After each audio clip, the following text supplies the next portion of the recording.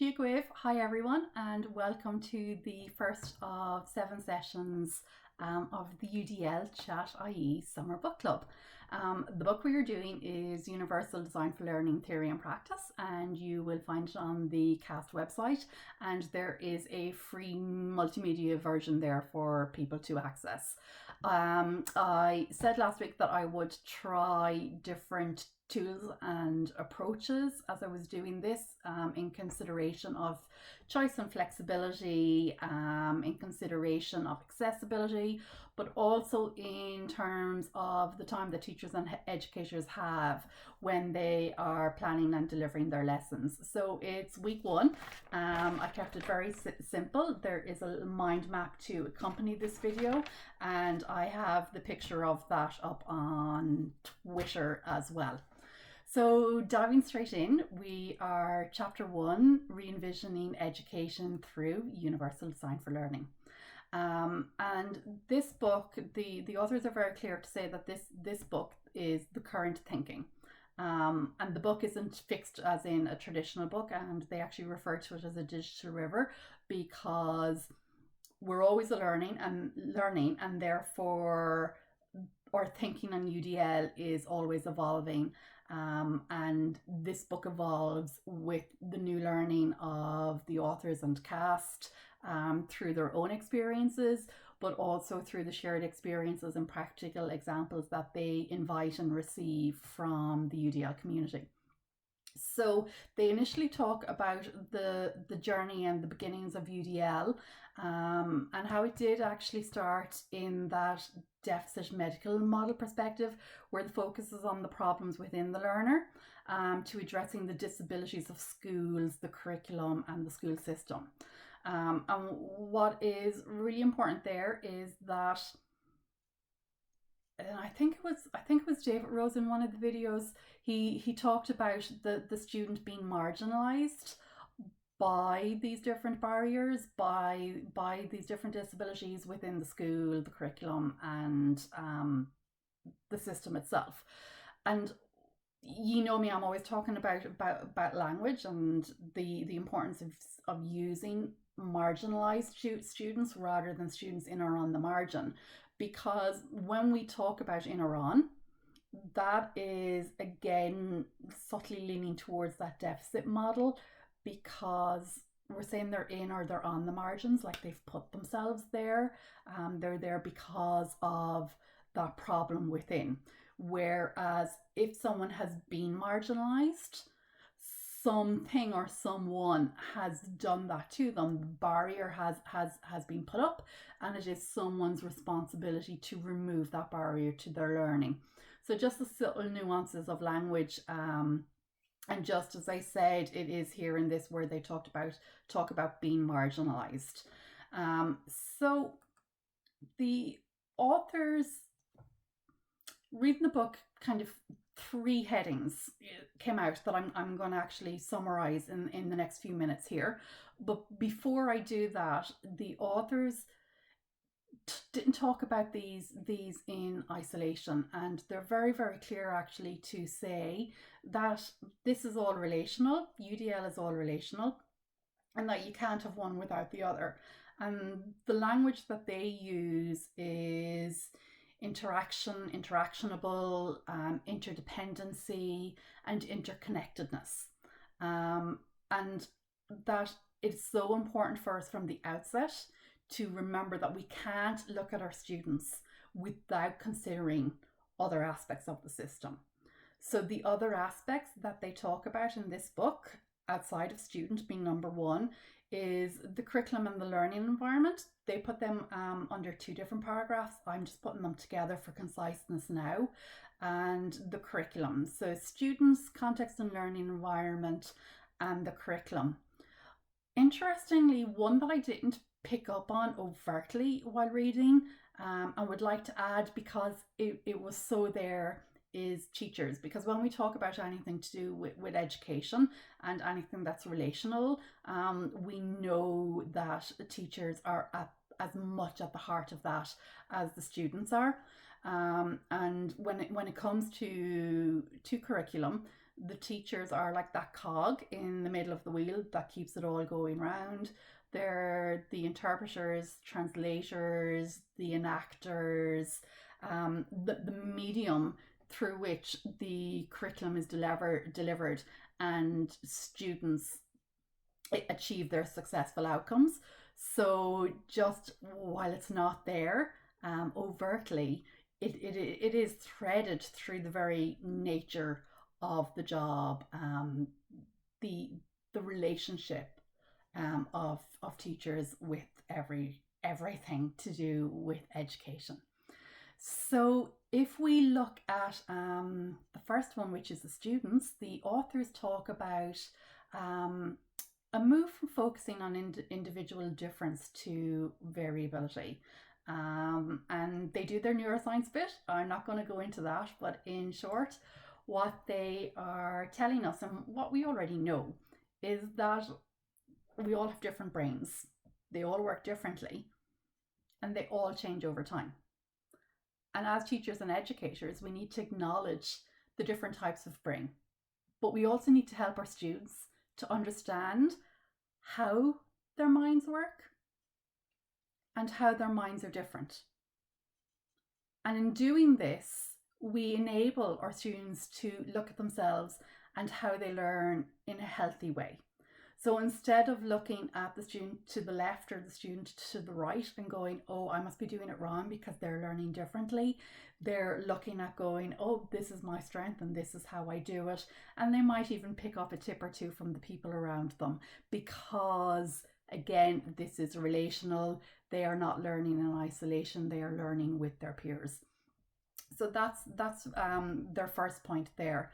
And then they talk about the move from this individual difference where again you're focusing on what's wrong with the student. So you're focusing on the strengths, talents, weaknesses, the language that we use in our IEPs, and they say that we need to move away from that and we need to start thinking in terms of predictable normal variability. Now, as I said, there is the whole science bit in the book about this that explains it, so they haven't just plucked this out of thin air. But what they say is that predictable normal variability exists across the population, which means that we as teachers can plan for expected variability across our learners. And because we can plan for it, we can provide curriculum lessons and activities that have corresponding flexibility to that predicted normal variability. That is a bit of a mouthful. Now, they're not saying, and I'm definitely not saying, that every student isn't unique because, oh, we know how wonderful and unique our students are. So it's not saying that. But what I am getting from it and is that when we think in terms of individual differences, and like it's how I was trained, that actually has subtle ties to the deficit and the medical model, because it is looking at, as I said, those strengths, but also those weaknesses, and setting our targets, not always to develop the strengths, but to try and measurably improve the weaknesses, for want of a better word. And what the two Davids and Anne are saying in the book is that under this perspective, that the extensive analysis that comes with this for every student across every learning area isn't always feasible. And therefore what can happen is that it results in labeling or categorizing our students into the same profile regardless of context. And there's a lovely video in this chapter. I think it's called The Divisiveness of Labels or Labeling. It's there anyway. And that's what it's saying, that by doing this, by putting them into this one category across all levels. So in primary school, for example, there's I think 11 subjects. In post-primary, we've all our different subjects. And for a teacher to be able to extensively analyze across all of those may result in this standardization of this is where the student is at.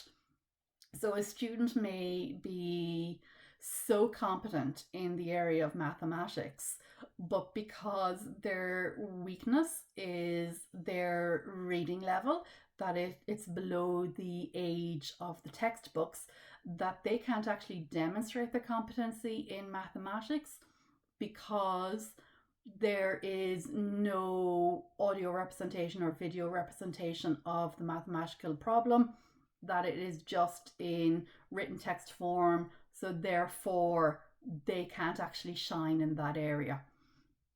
It very much links into the concept of variability and the concept of diversities. And a lot of you will probably have heard Shelley Moore talk an awful lot about diversities, and that it's not just the diversity within the classroom, but also the diversity within the learner as well.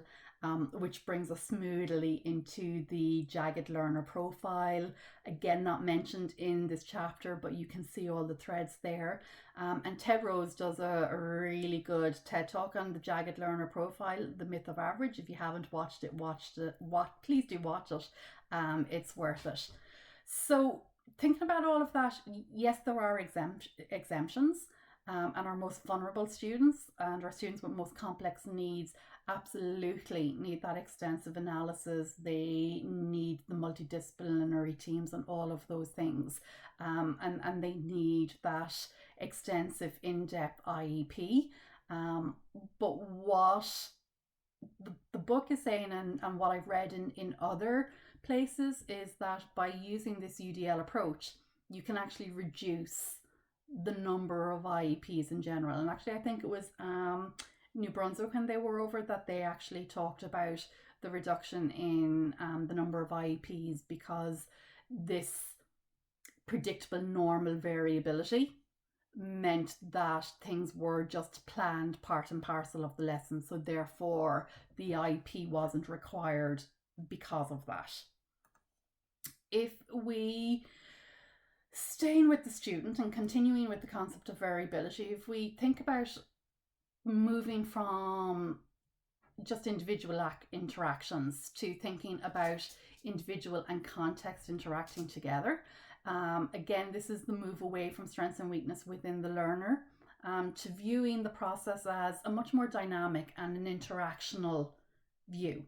And it's a two-way process, so it's not just about the context and the learning environment impacting the student, but also how the student's engagement can impact on the learning context and the learning environment. Because remembering, it's not just all about that one student, it's about everyone who is in that environment.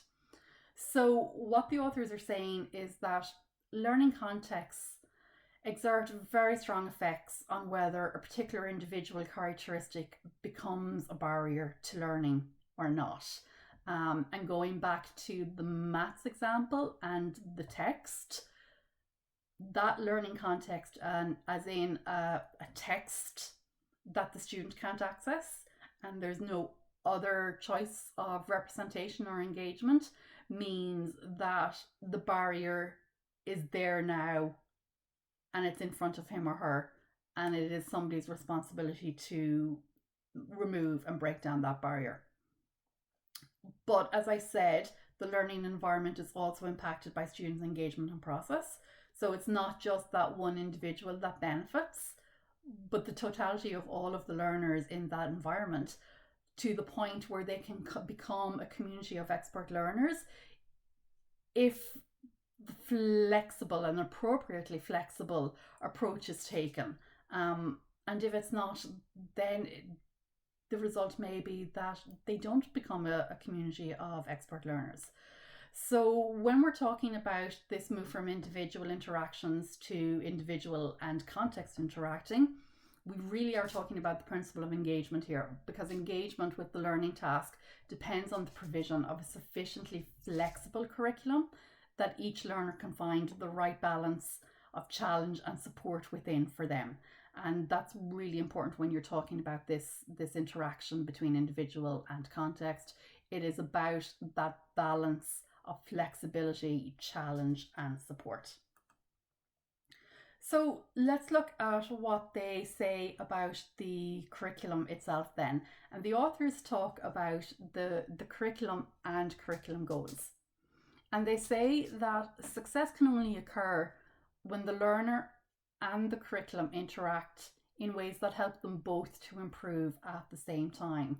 So again, this is that two-way process that I talked about a minute ago, and just again, it's cyclical. It's relational, and one feeds off the other, and we just need to bear that in mind.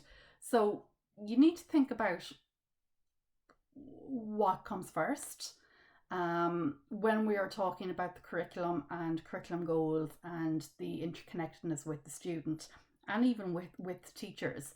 And for me, when I was reading this chapter, it was change the curriculum design. And the reason being is that a lot of current curriculums are designed for a homogeneous group, or as they refer to in the book, the mythical average student.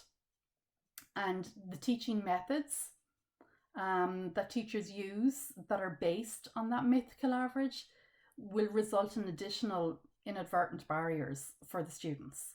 So unintentional, but if we are teaching a curriculum to the middle, using approaches that work to teaching the curriculum to the middle, then we are putting up those values.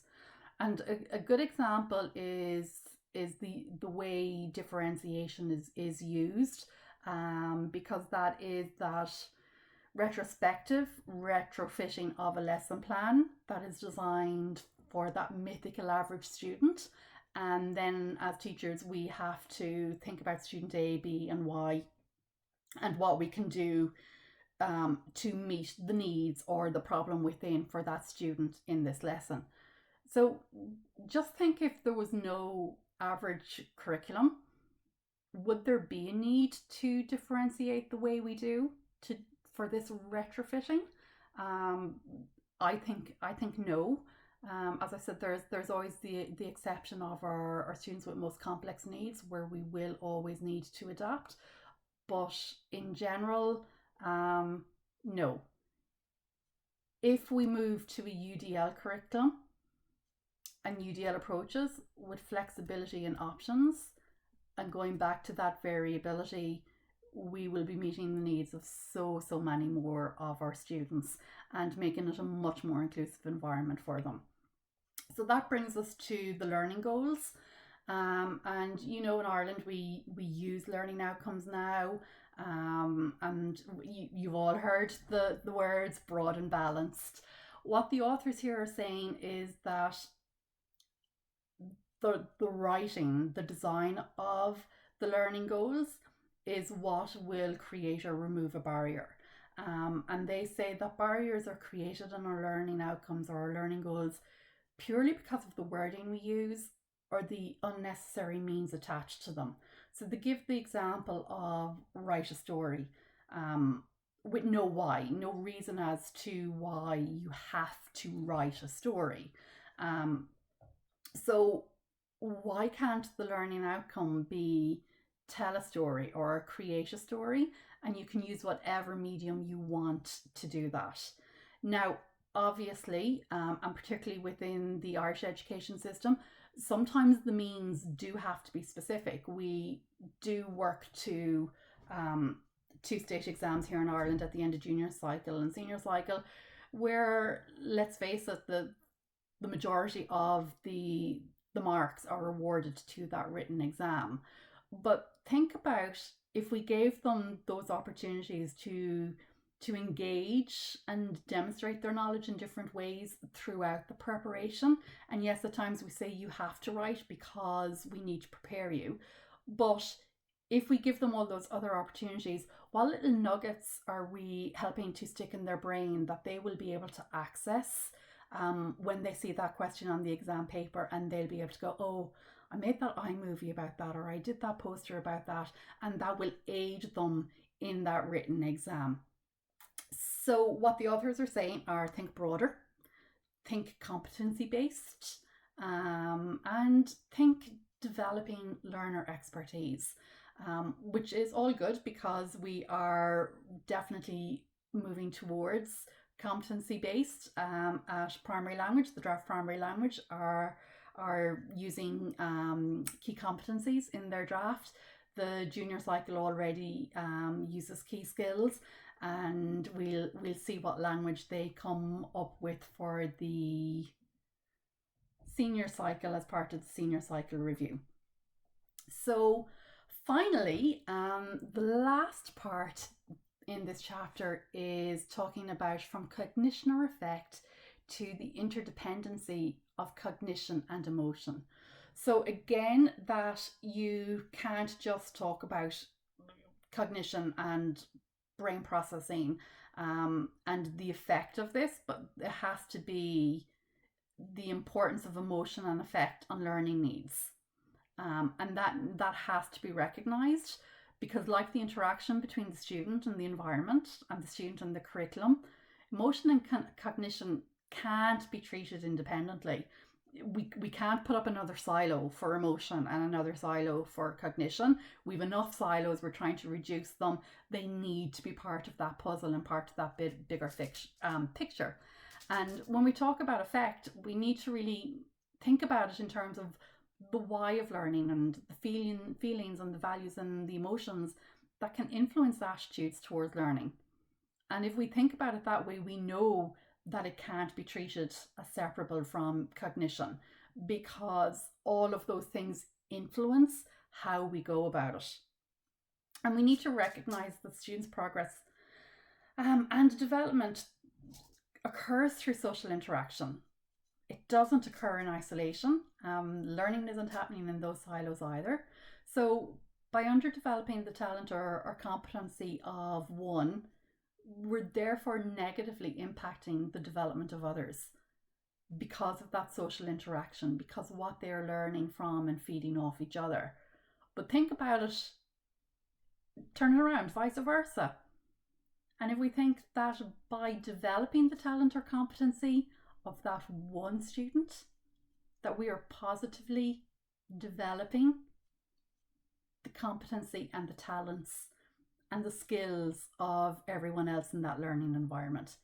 So we need to think more about this, about how we can remove effective barriers so that students can progress and so that students can fall in love with their learning and engage with their curiosity and see themselves as expert learners.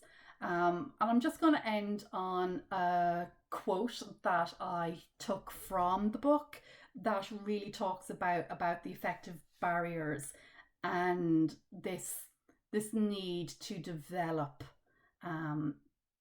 this curiosity and this sense of accomplishment and expert learners.